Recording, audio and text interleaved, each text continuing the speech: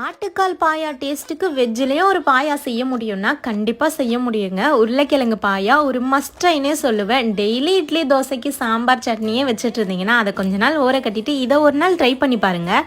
டேஸ்ட்டுக்கு பஞ்சமே இருக்காது. இப்போ வாங்க எப்படி செய்யணும்னு பார்த்துடலாம். இதுக்கு ஃபஸ்ட்டு ஒரு பேஸ்ட்டு ரெடி பண்ணிக்கலாம். இதுக்கு தேங்காய், பச்சை மிளகாய், மிளகு, சோம்பு, கசகசா, முந்திரி, பொட்டுக்கடலை கூடவே கொஞ்சமாக புதினா சேர்த்து அரைச்சி ரெடியாக எடுத்து வச்சுக்கோங்க.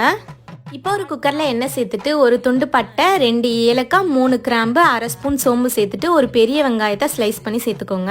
வெங்காயம் நல்லா வதங்கின பிறகு 1 ஸ்பூன் இஞ்சி பூண்டு பேஸ்ட்டு சேர்த்துக்கோங்க. இது கூட இப்போ ஒரு பெரிய தக்காளியாக சேர்த்துக்கோங்க. தக்காளி வதங்குறதுக்கு தேவையான அளவு உப்பு சேர்த்துட்டு 1/4 கப் புதினா, 1/4 கப் கொத்தமல்லி சேர்த்துக்கலாம்.